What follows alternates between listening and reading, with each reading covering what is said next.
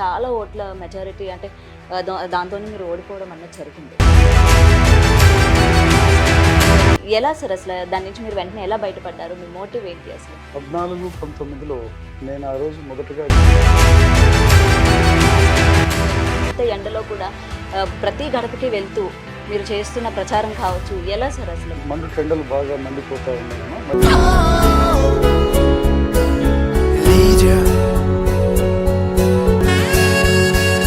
Question అయితే rise అవుతుంది, ఎందుకని అశోక్ రెడ్డి గారికి ఓటు వేయాలి, ఏ నమ్మకంతో ఓటు వేయాలి?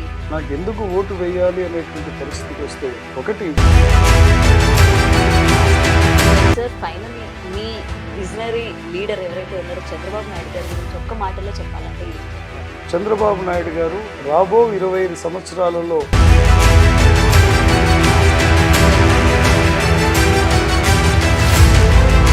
ప్రజలు ఖచ్చితంగా నాకు ఓటు వేస్తారు, నన్ను ఆశీర్వదిస్తారు అనే నమ్మకం నాకు సంపూర్ణంగా ఉంది. అందరికీ నమస్తే, వెల్కమ్ టు అవర్ ఛానల్. నేను మీ గౌతమి. అయితే ముఖ్యంగా మనం చూసుకుంటే ఏపీలోని ఎండలు ఎంత తీవ్రంగా ఉన్నాయో పొలిటికల్ కూడా అంతే తీవ్రంగా ఉంది.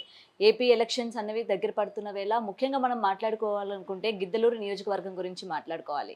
గతంలో ఓడిపోయినప్పటికీ ఈసారి ఎలా అయినా సరే గిద్దలూరులోని టీడీపీ జెండా ఎగరేయాలని చాలా పట్టుగానే ఉన్నారని చెప్పాలి అశోక్ రెడ్డి గారు. ప్రస్తుతం ఆయన మనతో పాటు ఉన్నారు. ఆయనతో మాట్లాడి ప్రజెంట్ ఆయన నియోజకవర్గంలోని ఎటువంటి సమస్యలు ఉన్నాయి, వీళ్ళు నెక్స్ట్ అధికారంలోకి రాగానే ఎటువంటి ప్రణాళికలు చేపట్టాలనుకుంటున్నారు, ప్రజలకు ఏ విధంగా సాయపడాలనుకుంటున్నారు, ఇలాంటి అంశాలన్నీ కూడా ఆయనతోనే మాట్లాడదాం. సో లేట్ ఎందుకు స్టార్ట్ చేద్దాం. సార్ నమస్తే. సార్ నమస్తే అమ్మా.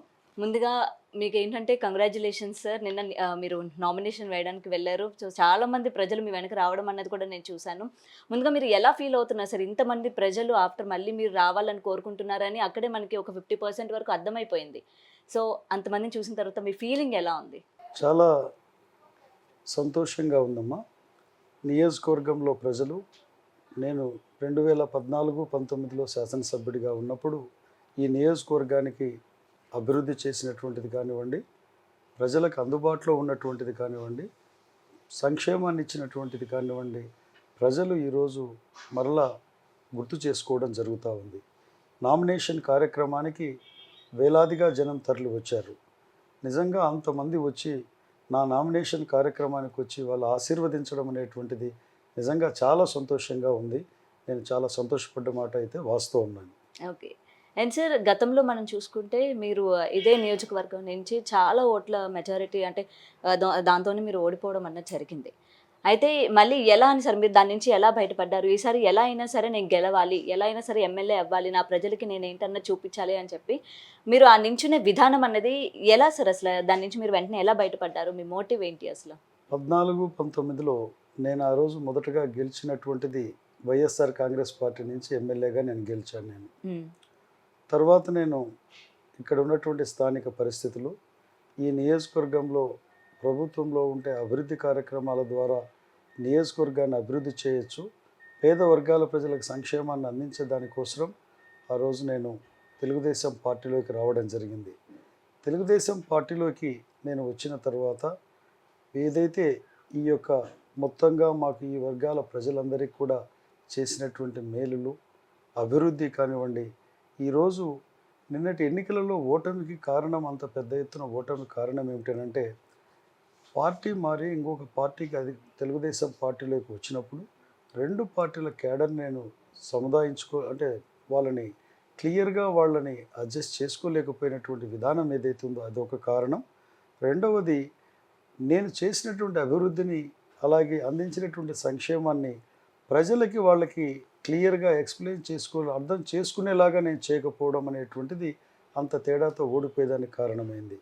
మరలా ఈరోజు ముందుకు గెలుపు దిశగా నేను ముందుకు పోతున్నానంటే ఈరోజు ప్రజలు ఈ 5 సంవత్సరాల కాలంలో, గతంలో నేను ఎమ్మెల్యేగా ఉన్నప్పుడు చేసినటువంటి అభివృద్ధి సంక్షేమము, ఈ 5 సంవత్సరాల కాలంలో ప్రస్తుతం శాసనసభ్యులుగా ఉన్నటువంటి వ్యక్తులు కానీ, ఈ వైఎస్ఆర్ ప్రభుత్వం కానీ ఎటువంటి అభివృద్ధి చేసింది, ఎటువంటి సంక్షేమాన్ని అందించి అనేటువంటి విషయాన్ని ప్రజలే బేరీజు వేసుకుని మాకు ఆ 5 సంవత్సరాల కాలంలో నేను చేసినటువంటి విధానాన్ని ఈరోజు వాళ్ళు ముందుకు తీసుకుని పోవడం ద్వారా ఇది సాధ్యమవుతా ఉంది. ఓకే. అయినా సరే ఇప్పుడు మీరు ఏంటంటే చాలా యంగ్గా, అంటే వయసులో ఉన్న వాళ్ళు కూడా అంతలాగా నడవరు, అంతలాగా చేయరు. అయినా సరే మీకు ఉన్న ఉత్సాహం ఇంత ఎండలో కూడా ప్రతి గడపకి వెళ్తూ మీరు చేస్తున్న ప్రచారం కావచ్చు. ఎలా సార్ అసలు మీరు ఇంతలాగా మళ్ళీ అంటే ఇంత ఎండల్లో కూడా అంతే ఉత్సాహంతోనే వెళ్లి ప్రజల దగ్గరికి వెళ్లి వాళ్ళ యొక్క సమస్యలు తెలుసుకుంటున్నారు. దీనికి ఏం చెప్తారు సార్ అసలు? వాస్తవంగా అయితే టెండలు బాగా మండిపోతూ ఉన్నాయమ్మా. మరి ముఖ్యంగా మా ప్రాంతాలలో ఏంటంటే ఇంకా కొంచెం ఎండ తీవ్రత అనేది చాలా ఎక్కువగా ఉంటుంది. అయితే ప్రజలకి ఈ ప్రాంతంలో ఒకవైపు మాకు రేపటి రోజు అతి కొద్ది రోజులలోనే త్రాగునీటి సమస్యను మేము పరిష్కరించబోతున్నాం. సాగునీటి సమస్యను కూడా మేము పరిష్కరించబోతున్నాం. ఎవరైతే మాకు చదువుకున్నటువంటి పిల్లలకి ఈరోజు ఉద్యోగాలు లేక వలసలకు పోతున్నటువంటి వాళ్ళని రేపొద్దున మా తెలుగుదేశం ఉమ్మడి ప్రభుత్వం అధికారంలోకి వచ్చిన తర్వాత పారిశ్రామికంగా అభివృద్ధి చేయడంతో ఈ ప్రాంతంలో చదువుకున్న పిల్లలకి ఉద్యోగ అవకాశం కల్పించబోతున్నాం. ఎవరైతే ఇక్కడి నుంచి పెద్ద ఎత్తున రైతు కూలీలు కానివ్వండి, ఇతర వర్గాల ప్రజలు వలసలకు పోతున్నారో ఆ వలసలను అరికట్టే దానిలో భాగంగా ఒక చక్కటి ప్రణాళికని ఈ ప్రాంతంలో మేము తీసుకుని రావడం ద్వారా వాళ్ళకి మేలు చేయబోతున్నాం అనేటువంటి వీటి ముందు ఈ టెండర్లు కూడా మాకు లెక్క కావడం లేదు. ప్రజలకు మేలు చేస్తున్నాం అనేటువంటి దాని ముందు నాకు కలుగుతున్నటువంటి ఎండలు అనేటువంటి కష్టం అనేది లెక్క లేకుండా ముందుకు పోగలుగుతూ ఉన్నాం మేము. ఓకే సార్, ఇప్పుడు మీరు చెప్పినట్టు తాగునీటి సమస్య ఏదైతే ఉందో, నేను కూడా కొంతమంది ప్రజల్లోని ఇక్కడ మాట్లాడితే నాకు తెలిసింది తాగునీటి సమస్య, అలాగే డ్రైనేజ్ ప్రాబ్లమ్స్ కూడా బాగా ఫేస్ చేస్తున్నట్టు నియోజకవర్గ ప్రజలైతే చెప్తూ ఉన్నారనమాట. అయితే వాళ్ళతో మీరు మాట్లాడేటప్పుడు కానీ వాళ్ళు చెప్పిన సమస్యలు కానీ గత ప్రభుత్వం చేయలేనిది ఈసారి మీరు చేస్తారన్న భరోసా వాళ్ళకి ఏ విధంగా మీరు ఇస్తున్నారు సార్? త్రాగునీటి సమస్య అయితే తీవ్రంగా ఉందమ్మా మా నియోజకవర్గంలో. త్రాగునీటి సమస్య ఎంత స్థాయిలో ఉందనంటే మాకు 6 మండలాలు ఉన్నాయి, 95 గ్రామ పంచాయతీలు, ఒక మున్సిపాలిటీ ఉంది.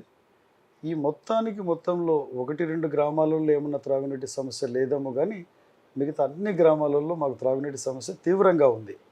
నేను శాసనసభ్యుడిగా ఉన్నప్పుడు మాకు ఆనాటి మా ముఖ్యమంత్రి గారు నారా చంద్రబాబు నాయుడు గారి దృష్టికి నేను తీసుకుని పోయిన వెంటనే గిద్దలూరు పట్టణ ప్రజల దాహార్తి తీర్చేదానికి 89 కోట్ల రూపాయల నిధులను వెచ్చించి మాకు రామన్న కథం నుంచి నీరు అందించేటువంటి కార్యక్రమం.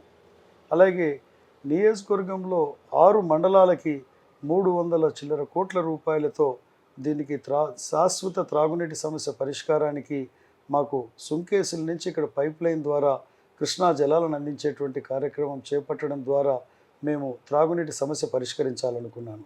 అయితే దురదృష్టం ఏమిటంటే నేను శాసనసభ్యుడిగా ఉన్నప్పుడు టెండర్స్ పిలిపించాను, అలాగే పనులు కూడా మొదలు పెట్టించాను టౌన్కి సంబంధించినటువంటి నీటి సమస్య పరిష్కారం కోసం. అధికారంలోకి వచ్చినటువంటి వైఎస్ఆర్ ప్రభుత్వం ప్రజాప్రతినిధులు ఎవరైతే ఉన్నారో దీనిని గురించి పట్టించుకోకుండా దీనిని పూర్తిగా కాలయాపన చేశారు. ఈ 5 సంవత్సరాల కాలంలో నేను ఆ రోజు పైపులు తోలించినటువంటి కార్యక్రమాలు తప్పితే ఎక్కడ వదిలిపెట్టిన పనులు అక్కడే ఉన్నాయి. వీరు ఏ మాత్రము త్రాగునీటి సమస్య మీద దృష్టి పెట్టలేదు. రూరల్కి సంబంధించినటువంటిదైతే గిద్దలూరు నియోజకవర్గ రూరల్కి సంబంధించిందైతే 6 మండలాలకి ఏదైతే టెండర్స్ పిలిచి పనులు మొదలు పెట్టారో ఆ పనులని అర్ధాంతరంగా నిలిపివేసి ఆ ప్రక్రియనే స్టాప్ చేయడం జరిగింది. నేను ఒకటే చెప్తా ఉన్నాను, త్రాగునీటి సమస్య గిద్దలూరు నియోజకవర్గంలో అత్యంత ప్రధానమైనటువంటి సమస్య. రేపు ప్రభుత్వం తెలుగుదేశం ఉమ్మడి ప్రభుత్వం అధికారంలోకి వచ్చిన వెంటనే మరలా ఏదైతే టౌన్కు సంబంధించినటువంటి పనులు పూర్తి స్థాయిలో వేగవంతంగా చేయించి వెంటనే వాటిని పూర్తి చేయిస్తాం.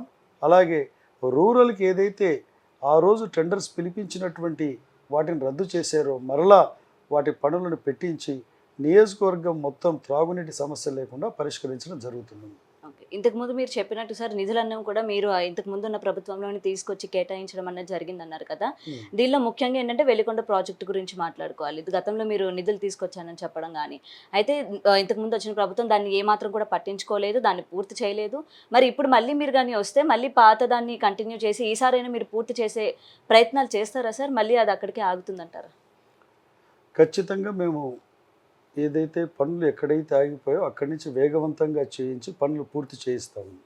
రెండవ విషయము, పనులు రద్దు చేసినటువంటి వాటిని తిరిగి ఆ పనులను పెట్టించి శాశ్వత త్రాగునీటి సమస్యను పరిష్కరించడం అయితే జరుగుతుంది.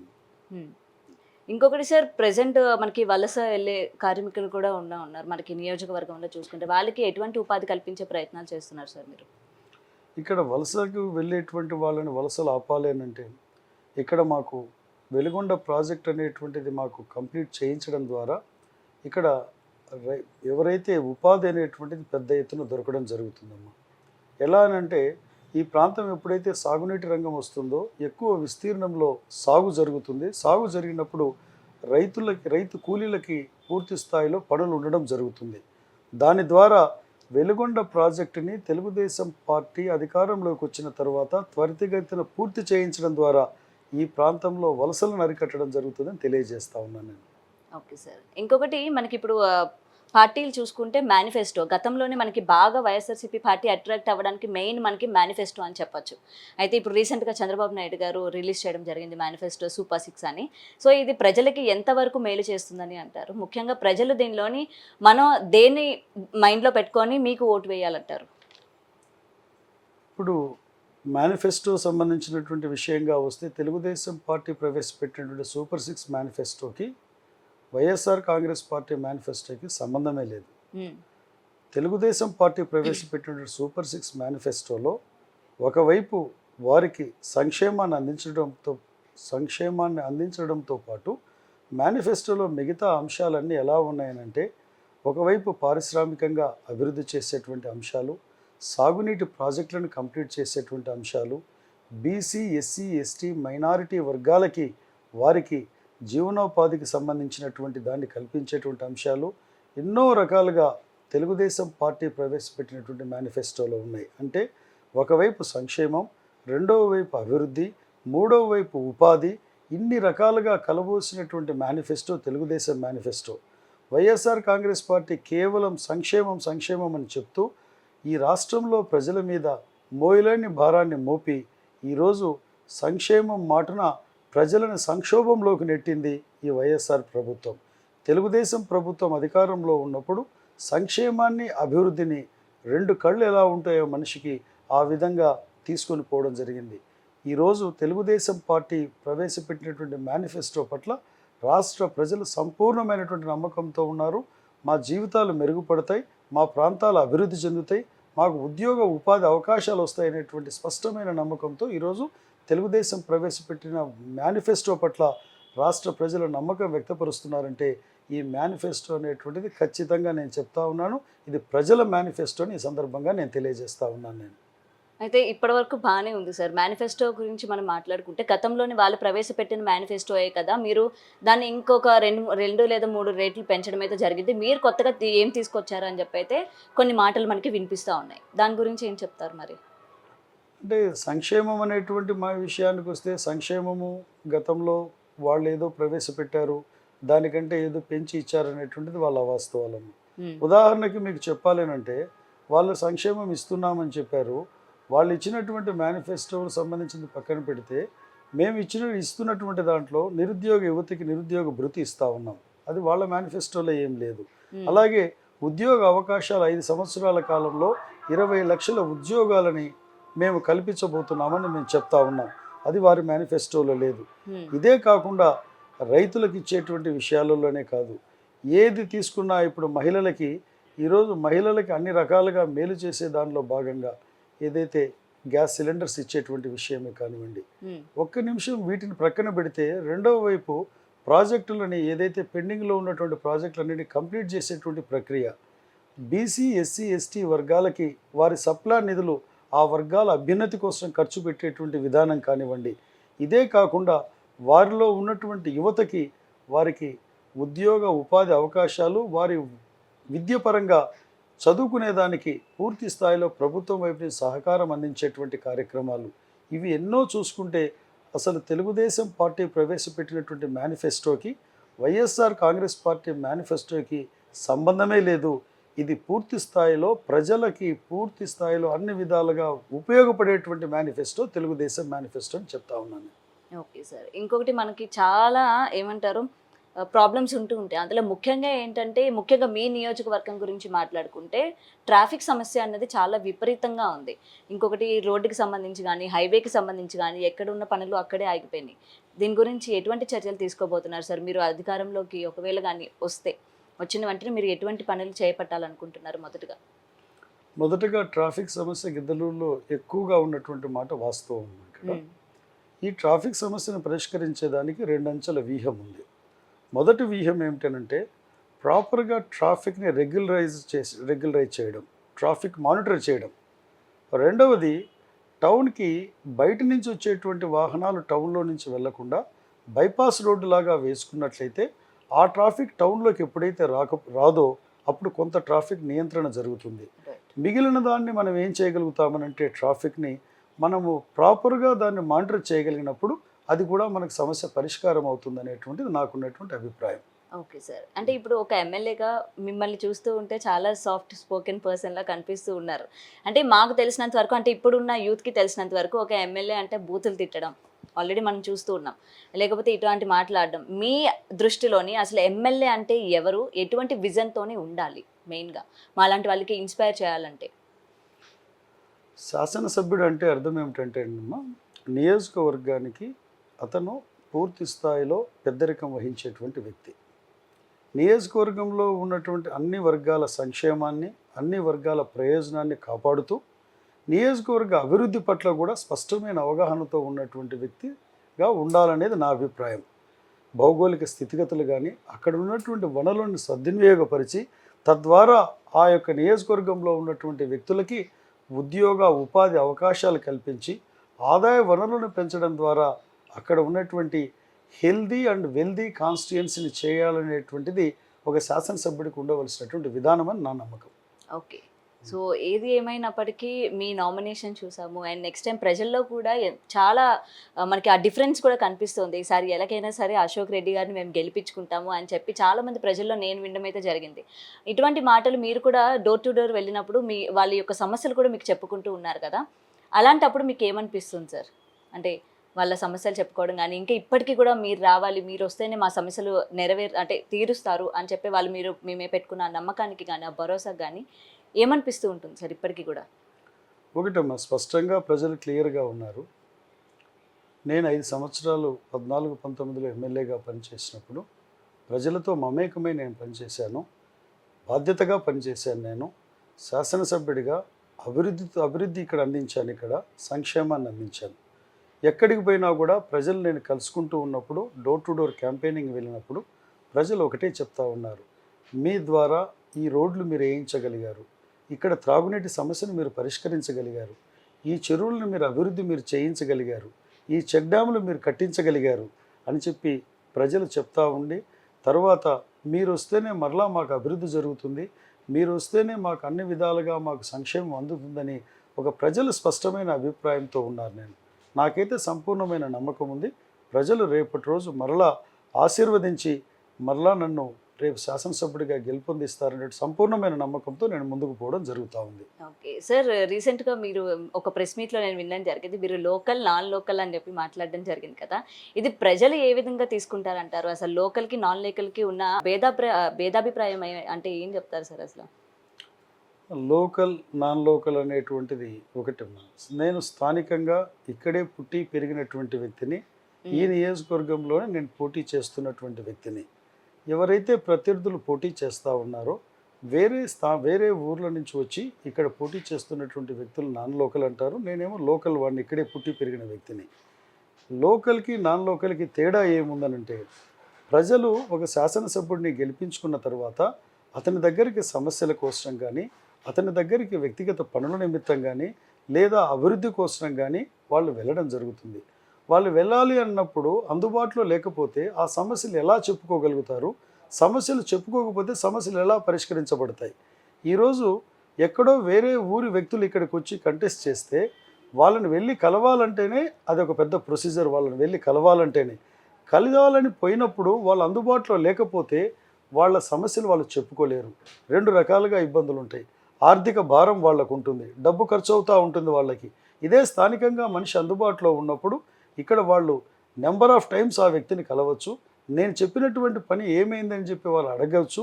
నెంబర్ ఆఫ్ టైమ్స్ కలిసే కొద్దీ కూడా ఏం జరుగుతుందంటే సమస్య పరిష్కారం కావడం కూడా జరుగుతుంది. శాసనసభ్యుడి యొక్క బాధ్యత ఏంటంటే ప్రజలకు అందుబాటులో ఉండడం ద్వారా సమస్యలను పరిష్కరించడం. అందుబాటులోనే లేనప్పుడు సమస్యలు ఎలా పరిష్కారం అవుతాయి? బాధ్యత ఎలా అవుతుంది? అది ఈ లోకల్ అనేటువంటిది ఖచ్చితంగా చెప్తా ఉన్నాను, లోకల్ మనిషి అవుతేనే ఇక్కడ నియోజకవర్గం అన్ని విధాలుగా మనకు మంచి జరుగుతుంది. లోకల్ మనిషి అయితేనే వారి వ్యక్తిగతమైనటువంటి కానివ్వండి, లేకపోతే గ్రామాల అభివృద్ధి కానివ్వండి చేయగలుగుతాడని నేను స్పష్టంగా చెప్పదలుచుకున్నాను. నాన్ లోకల్ మనిషి అయితే ఇవన్నీ చేయలేడు. అక్కడి నుంచి ఇక్కడికి రావడమే వాళ్ళకు ఒక ఎప్పుడో వారానికో 10 రోజులకో ఒకసారి రావడం, ఆ వచ్చినప్పుడు ఉన్న 2 ముగ్గురునో కలిసి వెళ్ళి వాళ్ళు ఏదో తూతూ మంత్రంగా వాళ్ళు చేశామంటే చేశామని ఉంటారు తప్పితే బాధ్యతాయుతంగా ఉండరు.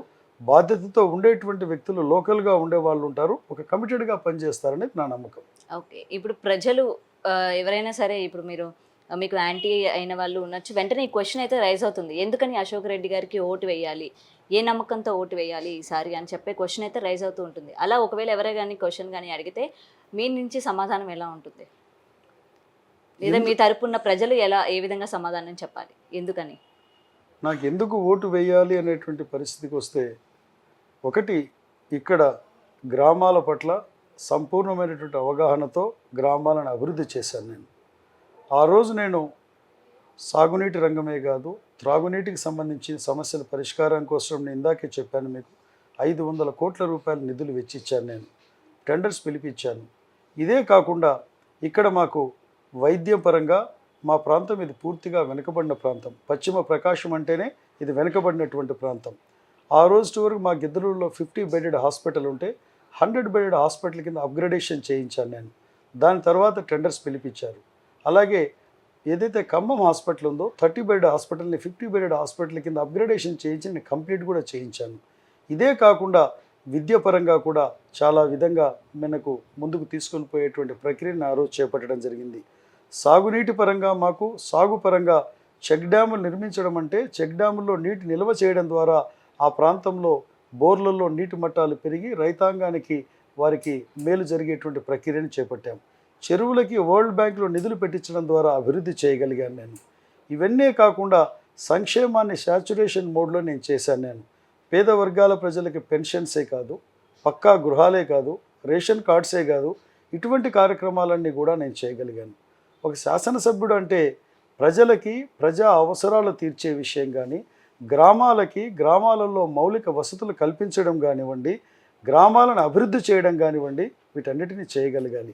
ఇవన్నీ నేను చేశాను కాబట్టి ప్రజలు ఖచ్చితంగా నాకు ఓటు వేస్తారు, నన్ను ఆశీర్వదిస్తారనే నమ్మకం నాకు సంపూర్ణంగా ఉంది. ఓకే.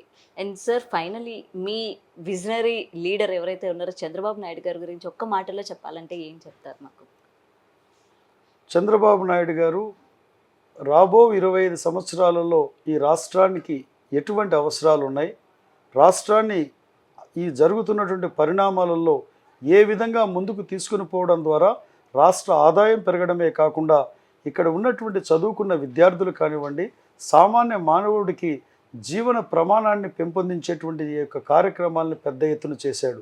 ఉదాహరణకు చెప్పాలనంటే ఉమ్మడి ఆంధ్రప్రదేశ్లో ఆ రోజు 2020 విజన్ పెట్టుకొని సైబరాబాద్ నగరాన్ని నిర్మిస్తే ఈరోజు హైదరాబాద్ ఎంత పెద్ద ఎత్తున స్వయం వృద్ధి చెందిందో, ఆర్థికంగా ఎంత పెద్ద ఎత్తున ముందుకు పోగలిగిందో, కొన్ని లక్షల మందికి సాఫ్ట్వేర్ ఇంజనీర్స్ని అక్కడ తయారు చేసి తద్వారా ఆ ప్రాంతంలో జీవన ప్రమాణాలు మెరుగుపడ్డాయి.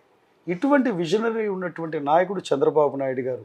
ఈరోజు కూడా ఆయన మేము తీసుకుంటే 75 సంవత్సరాల వయసులో కూడా 30 సంవత్సరాల నవ యువకుడిలాగా అతను ఈ రాష్ట్ర ప్రజలకు మేలు చేయాలనేటువంటి ఒక తలంపుతో అతను ముందుకు పోతున్నటువంటి తీరు చూస్తే అది మాకు స్ఫూర్తిదాయకంగా ఉంది.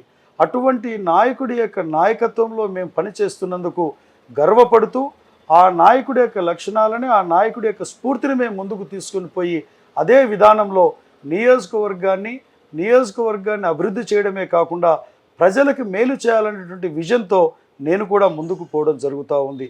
దీనిలో భాగంగానే గిద్దలూరు నియోజకవర్గంలో ఇందాకే మీకు చెప్పాను, ఒకవైపు త్రాగునీటి సమస్య పరిష్కరించడంతో పాటు సాగునీటిని మేము తీసుకురావడం ద్వారా సురక్షితమైన త్రాగునీరు అందించడం అంటే హెల్దీ కాన్స్టిట్యుయెన్సీని చేయడం. రెండవది మాకు సాగునీటి రంగం రావడం, సాగునీరు అందించడం ద్వారా ఈ ప్రాంతంలో రైతాంగంలో వారికి ఆర్థిక పరిపుష్టి పెరగడం ద్వారా ఈ ప్రాంతంలో ఇది వెల్దీ కాన్స్టిట్యుయెన్సీగా తయారవుతుంది. వీటితో పాటు మా ప్రాంతంలో చదువుకున్నటువంటి యువకులు ఎవరైతే ఉన్నారో యువకులు ఎవరైతే ఉన్నారో వారందరికీ ఈరోజు పారిశ్రామికంగా అభివృద్ధి చేయించడం ద్వారా ఉద్యోగ అవకాశాలు కల్పించాలనేటువంటిది ఒక లక్ష్యంగా ముందుకు పోతా ఉన్నాం.